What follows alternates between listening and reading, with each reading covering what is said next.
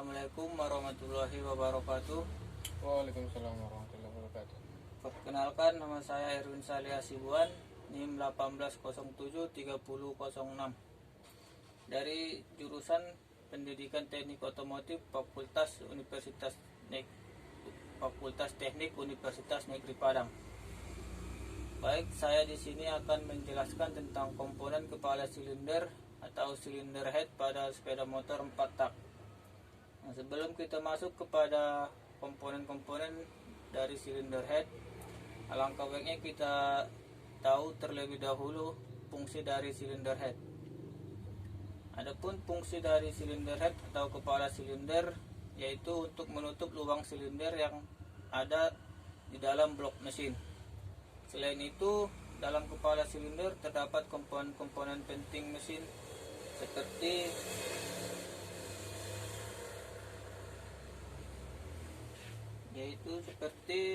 seal katup atau seal klep. Nah, seal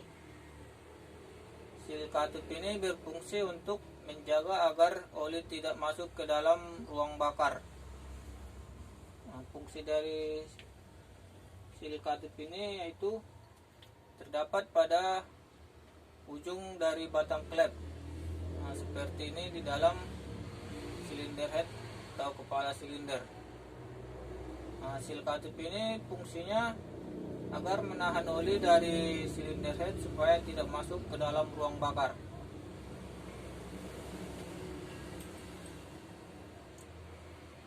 Nah, kemudian boss klep. Nah, berhubung barangnya di sini tidak ada, jadi kita lanjut saja pada fungsinya. Nah, fungsi dari boss klep yaitu menjaga berfungsi sebagai jalur bergeraknya batang klep. Jika boss klep sudah aus atau longgar di bagian knalpot akan timbul asap putih tipis, dan cara perbaikannya harus diganti dan dibawa ke tukang bubut. Nah, kemudian noken as atau crankshaft. Nah, fungsi dari noken as ini yaitu sebagai pengatur dan penggerak katup di dalam mesin atau di dalam silinder head. Nah, crankshaft ini yang mengatur bukaan dan menutupnya kedua katup pada sepeda motor. Nah, selanjutnya gigi sentrik. Nah, gigi sentrik ini berfungsi untuk memutar crankshaft atau noken as yang terdapat pada kepala silinder. Nah, jadi fungsi dari gigi sentrik ini memutar daripada crankshaft yang terhubung dengan baut pengunci pada gigi sentrik. Jadi gigi sentrik ini yang akan memutar crankshaft sesuai dengan putaran poros mesin atau poros engkol, yang dibantu juga dengan gigi rantai timing. Nah, jadi posisinya seperti ini. Nah, jadi rantai timing ini akan terhubung ke poros engkol. Nah, sehingga pada saat poros engkol memutar, jadi otomatis noken as atau crankshaft juga akan ikut memutar. Jadi sehingga noken as akan menekan daripada ujung katup atau klep, sehingga katup akan membuka dan menutup sesuai dengan putaran mesin.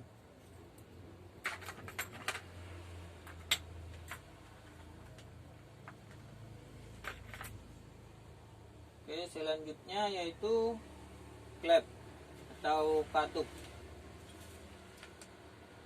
Pada sepeda motor 4 tak terdapat 2 katup, ada juga yang memiliki 4 katup, yaitu masing-masing dari katup itu memiliki diameter yang berbeda. Nah, di sini terlihat jelas bahwa katup masuk lebih besar daripada katup buang. Nah, jadi fungsi dari katup masuk yaitu untuk menutup dan membuka saluran masuk atau bisa disebut dengan intake manifold. Sedangkan katup buang berfungsi untuk membuka dan menutup saluran buang atau yang disebut dengan exhaust manifold. Nah, kemudian pin pengunci. Nah, berhubung barangnya juga tidak ada, jadi kita lanjut ke fungsinya saja.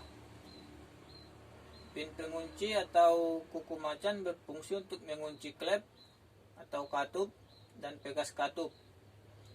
Selain itu, pasangan komponen ini adalah penahan yang berfungsi menahan cutter itu sendiri. Jadi pin pengunci berada di atas dari pegas katup yang berfungsi untuk menahan pegas katup supaya tidak terlepas pada saat mesin hidup.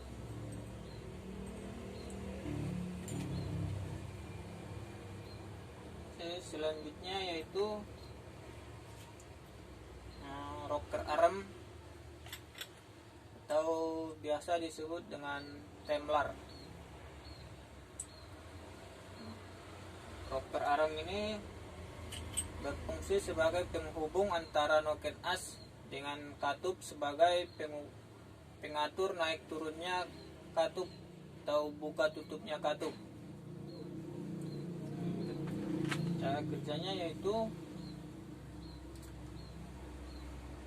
rocker arm akan menekan ujung daripada katup yang dibantu dengan noken as. Jadi noken as akan mendorong rocker arm sehingga menekan daripada ujung batang klep sehingga klep akan terbuka.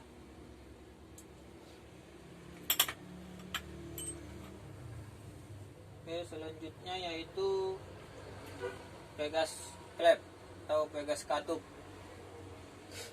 Nah, pegas katup